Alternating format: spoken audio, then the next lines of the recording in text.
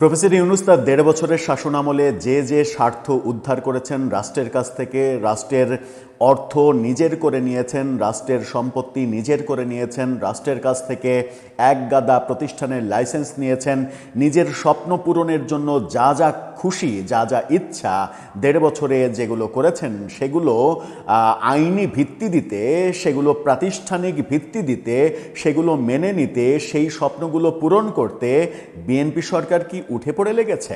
BNP কি professor ইউনূসের ওই বেআইনিভাবে যে স্বপ্ন পূরণের প্রচেষ্টা, সেই প্রচেষ্টাগুলোকে বাস্তবায়ন করে প্রফেসর ইউনূসকে আরও মহান করার চেষ্টায় নিয়োজিত?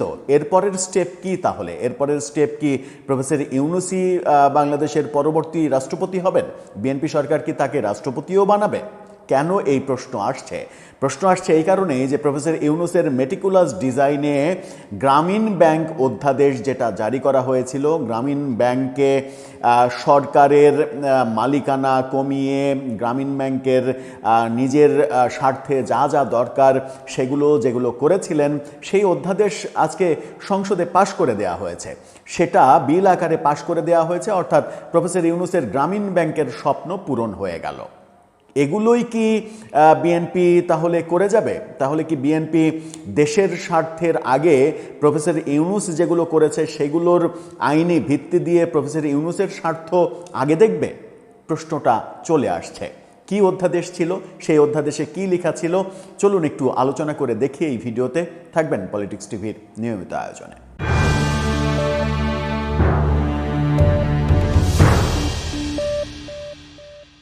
দর্শক, বলছিলাম প্রফেসর ইউনূসের মেটিকুলাস ডিজাইনে করা গ্রামীণ ব্যাংক অধ্যাদেশ যেটা ছিল সেটা বিল আকারে সংসদে পাশ হয়ে গেছে, যার ফলে প্রফেসর ইউনূস গ্রামীণ ব্যাংক নিয়ে যে স্বপ্ন পূরণ করার চেষ্টা তার শাসনামলে করেছেন, যেগুলোর আইনি ভিত্তি দেওয়ার চেষ্টা করেছেন অধ্যাদেশ জারি করে, সেগুলো এখন আইনে রূপান্তরিত হলো। প্রফেসর ইউনূস পেয়ে গেলেন বৈধতা। কি সেই অধ্যাদেশ?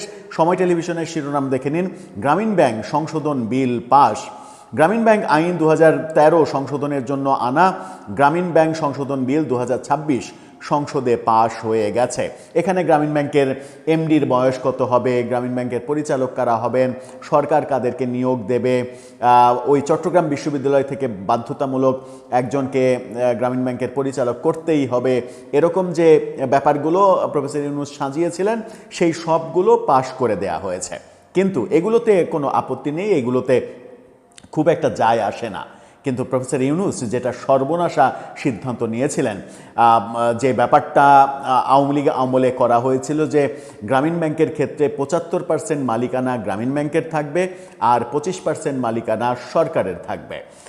এই যে সিদ্ধান্তটা নেওয়া হয়েছিল, এই সিদ্ধান্ত প্রফেসর ইউনূসের পছন্দ হয়নি। তাতে গ্রামীণ ব্যাংকের ক্ষতি হয়।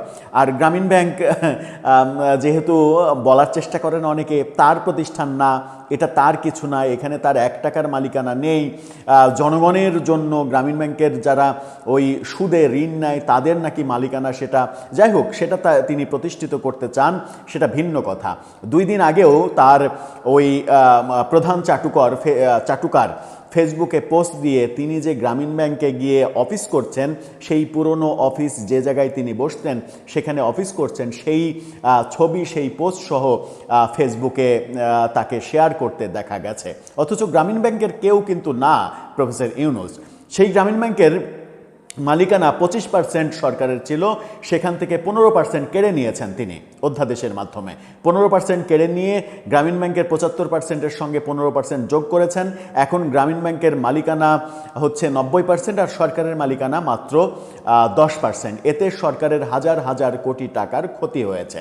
এই যে বড় একটা ক্ষতি তিনি সরকারের করেছেন এবং গ্রামীণ ব্যাংকের স্বার্থ সিদ্ধি করেছেন, স্বার্থ উদ্ধার করেছেন, যেটা মেটিকুলাস ডিজাইনে বলার চেষ্টা করেন গ্রামীণ ব্যাংক তার না, জনগণের স্বার্থে তিনি করেছেন। এই যে সরকারের হাজার হাজার কোটি টাকার গচ্চা দেয়া কিংবা ক্ষতি করা, এই সিদ্ধান্তটা বিএনপি আজকে সংসদে বিল আকারে পাশ করে দিয়েছে, যেটা প্রফেসর ইউনূস অধ্যাদেশ জারি করে করেছিলেন। তার মানে প্রফেসর ইউনূস যা যা করেছেন, এছাড়া কর্মকূপ করিয়ে নিয়েছেন 666 কোটি টাকা, আর যা যা করেছেন নিজের স্বার্থে যা প্রয়োজন, অনেকে বলেন যে এই মেটিকুলাস ডিজাইন করতে তার যে ইনভেস্ট ছিল, যে ইনভেস্ট তিনি করেছিলেন কোটি কোটি টাকা কিংবা মিলিয়ন মিলিয়ন টাকা, তার কয়েক গুণ মানে সুদে আসলে, তিনি তো সুদের ব্যবসা খুব ভালো বোঝেন, সুদে আসলে তুলে নেওয়ার যে চেষ্টা 1.5 বছরে ছিল, সেগুলো কি সবগুলোকেই বৈধতা দেবে নতুন সরকার? এবং সবগুলোকে বৈধতা দিতে গিয়ে দেশের স্বার্থের কথা চিন্তা না করে প্রফেসর ইউনূসের স্বার্থের কথা তারা চিন্তা করবে কিংবা বাস্তবায়ন করবে? এটা কি আমরা যারা জনগণ, সাধারণ জনগণ যারা বিএনপিকে ভোট দিয়ে 2/3 আসনে বিজয়ী করেছে জনগণের সরকার পাওয়ার জন্য, গণতান্ত্রিক সরকার পাওয়ার জন্য, সেই জনগণ কি সেটা সমর্থন করবে? জনগণের স্বপ্ন কি সেটা ছিল যে প্রফেসর ইউনূসের স্বার্থ সিদ্ধির ব্যাপারে তিনি যে সিদ্ধান্ত নিয়েছেন সেগুলোর আইনি বৈধতা দিতে হবে?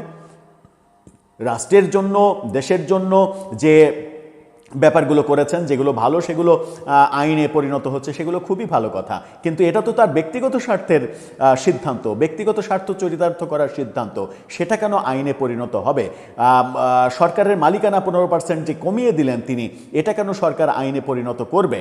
এটা একটা বড় প্রশ্ন, এবং সেই প্রশ্নটা যখন উত্থাপিত হচ্ছে তখন সঙ্গত কারণেই পাশাপাশি ওই প্রশ্নটা উত্থাপিত হচ্ছে, তাহলে কি প্রফেসর ইউনূস এই যে এসএসএফ নিরাপত্তা নিয়ে বাংলাদেশে বসবাস করছেন, এই 1 বছরে এসএসএফ নিরাপত্তা থাকা অবস্থাতেই কি বাংলাদেশের পরবর্তী রাষ্ট্রপতিও তিনি হয়ে যাচ্ছেন? বিএনপি সরকার কি প্রফেসর ইউনূসকে রাষ্ট্রপতিও বানিয়ে ফেলবে? এবং রাষ্ট্রপতি বানিয়ে ফেলে বিএনপি সরকার কি নিজেই নিজের পায়ে কুড়াল মারবে?